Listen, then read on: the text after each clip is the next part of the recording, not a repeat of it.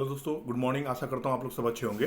दोस्तों, अभी तक आपने मेरे चैनल को सब्सक्राइब नहीं किया तो प्लीज़ सब्सक्राइब कर दीजिएगा। बेल आइकन को दबाना ना भूलिएगा ताकि ऐसे नॉलेजेबल और इन्फॉर्मेटिव वीडियो, शॉर्ट्स और लाइव सेशन का नोटिफिकेशन डेली आपको मिल सके। दोस्तों, आइए जानते हैं 2 अप्रैल 2025 यानी आज के दिन बाजार का रुख कैसा रह सकता है, किस तरफ बाजार जाने का संभावना ज़्यादा है। आइए जानते हैं डाटा और इन्फॉर्मेशन की मदद से। तो पहला डाटा है दोस्तों DIA-FII डाटा। कल दोस्तों डोमेस्टिक इंस्टीट्यूशनल इन्वेस्टर ने नेट बाइंग किया था 4,322 करोड़ का, और फॉरेन इंस्टीट्यूशनल इन्वेस्टर ने अपना कंटिन्यू किया है सेलिंग को। 5,901 करोड़ का नेट सेलिंग हुआ है। तो नेट बाइंग से नेट सेलिंग ज़्यादा है, तो इसके हिसाब से बाजार में एक बियरिश सेंटिमेंट क्रिएट हो रहा है दोस्तों। DIA-FII डाटा के हिसाब से बाजार बियरिश हो सकता है। नेक्स्ट है दोस्तों US bond yield. US bond yield कल क्लोजिंग दिया है 4.196 यानी कि प्लस 0.040 प्लस 0.096%। यानी कि ये जब यूएस बॉन्ड यील्ड का रेट बढ़ता है दोस्तों, ये इक्विटी मार्केट यानी कि स्टॉक मार्केट के लिए ये एक नेगेटिव सेंटीमेंट क्रिएट करता है। तो यूएस बॉन्ड यील्ड भी एक नेगेटिव सेंटीमेंट क्रिएट कर रहा है बाजार के लिए। नेक्स्ट है दोस्तों डॉलर इंडेक्स। डॉलर का मजबूती और कमजोरी दिखाता है ये इंडेक्स। तो कल क्लोजिंग दिया था 103.925 प्लस 0.035 और ये प्लस 0.03% था। तो जब डॉलर इंडेक्स बढ़ता है दोस्तों, तो डॉलर का मजबूती दिखाता है, जो कि इक्विटी मार्केट के लिए एक नेगेटिव सेंटीमेंट क्रिएट करता है। तो अभी तीन डाटा में तीनों डाटा नेगेटिव सेंटीमेंट क्रिएट कर रहा है दोस्तों। Crude oil overall bullish trend में है, बाय ऑन डिप ट्रेंड में है। तो क्रूड ऑयल भी एक नेगेटिव सेंटीमेंट क्रिएट कर रहा है। जब क्रूड ऑयल का प्राइस बढ़ता है दोस्तों, तो इक्विटी मार्केट के लिए एक नेगेटिव इम्पैक्ट क्रिएट करता है। तो अभी तक जो चार डाटा हम लोग देखे दोस्तों, DIA-FII data, US bond yield, dollar index और क्रूड ऑयल, तो ये चारों डाटा बियरिश सेंटीमेंट इंडिकेट कर रहा है। नेक्स्ट है दोस्तों USD INR, जो कि डॉलर और इंडियन करेंसी का जो एक्सचेंज रेट है, वो लास्ट डे था 85.56 और कल क्लोजिंग दिया था 85.61। यानी कि डॉलर में मजबूती आया है और रुपया कमजोर हुआ है। तो ये भी एक नेगेटिव सेंटीमेंट क्रिएट कर रहा है। जब रुपया कमजोर होता है दोस्तों, तो इंडियन स्टॉक मार्केट के लिए ये एक नेगेटिव इम्पैक्ट क्रिएट करता है। तो ये भी एक कारण है जिसके कारण से बाजार में कल गिरावट देखने को मिली। नेक्स्ट है दोस्तों गोल्डमैन सैक्स का एक रिपोर्ट आया है।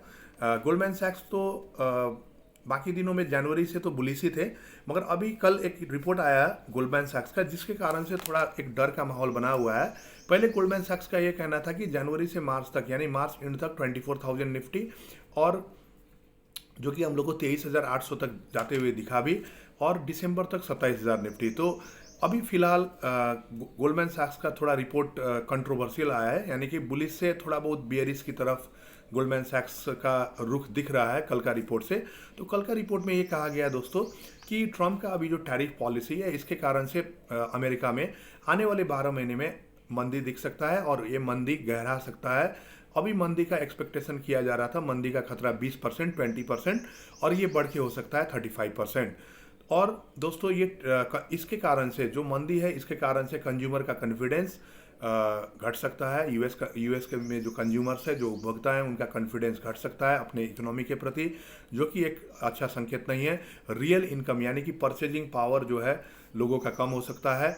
और गोल्डमैन सैक्स का ये प्रेडिक्शन है कि इनकम का जो ग्रोथ है लोगों का, वो 1.40% से बढ़ सकता है।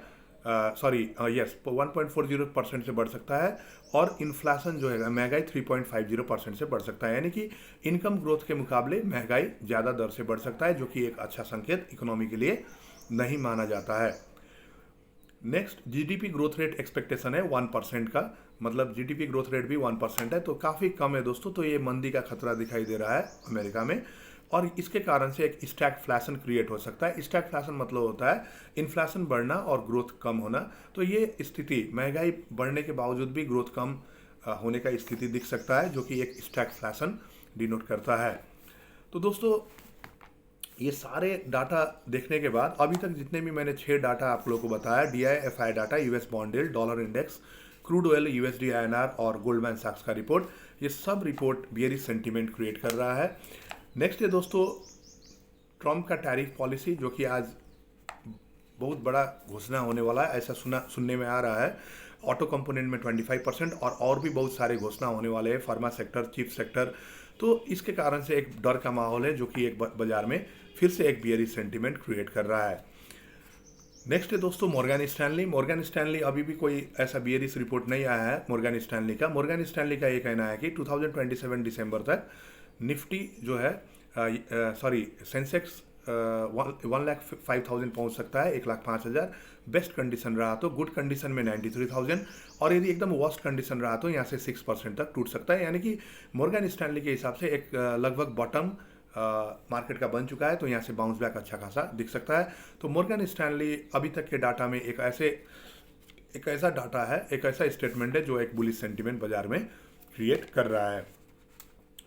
नेक्स्ट है दोस्तों नोमुरा। नोमुरा जो जापान का ग्लोबल फॉर्म है, ग्लोबल ब्रोकरेज फॉर्म है, इसका ये कहना है कि आने वाले शॉर्ट टर्म में चाइना का ग्रोथ रेट इंडिया के ग्रोथ रेट के हिसाब से अच्छा दिख सकता है, जिसके कारण से एफआईआई वाले अभी चाइना की तरफ रुख कर सकते हैं। तो दोस्तों ये नोमुरा का जो प्रेडिक्शन है ये एक बियरिश सेंटीमेंट क्रिएट कर रहा है बाजार के लिए। नेक्स्ट है दोस्तों जेफरीज का 1 महीना पहले जो रिपोर्ट आया था, जेफरीज का ये कहना है कि आने वाले दिन में, अभी तक तो डीआईआई वाले ने अपना सेलिंग शुरू नहीं किया है, बीच में 1-2 दिन दिखा था दोस्तों हल्का फुल्का डीआईआई का सेलिंग, मगर कंटिन्यूस सेलिंग जो है जेफरीज का कहना है कि अभी आ सकता है, आना बाकी है। तो ये भी एक खराब संकेत दे रहा है बाजार के लिए। तो दोस्तों नेक्स्ट है दोस्तों जियोपॉलिटिकल टेंशन अभी स्कैलेशन फेज में ही है। इजराइल, ईरान, रशिया, यूक्रेन, ये सारे चीज़ें अभी चल ही रहा है, तो ये भी एक बियरिश सेंटीमेंट बाजार के लिए क्रिएट कर रहा है। तो दोस्तों ओवरऑल देखा जाए तो अभी जितने भी डाटा मैंने आप लोग को बताया, ओवरऑल आप लोग भी समझ गए होंगे कि बाजार अभी सेल एंड राइज के मूड में है, यानी कि जितना बाजार बढ़े आप बेच के चल सकते हैं। अभी बाजार में सेल एंड राइज यानी कि जैसे बाजार बढ़े आप बेच के चल सकते हैं, ये एक ट्रेंड शुरू हो गया है। तो ये इसके कारण से बाजार में गिरावट दिख सकता है। तो डाटा सब भी नीचे की तरफ ही रुक कर रहा है। तो दोस्तों आशा करता हूँ ये वीडियो आपको पसंद आया होगा तो लाइक शेयर कर दीजिएगा, और ऐसे ही वीडियो इंफॉर्मेटिव वीडियो और नॉलेजेबल वीडियो डेली पाने के लिए मेरे चैनल को सब्सक्राइब करके बेल आइकन को दबाना ना भूलिएगा। Thank you all of you, have a nice day.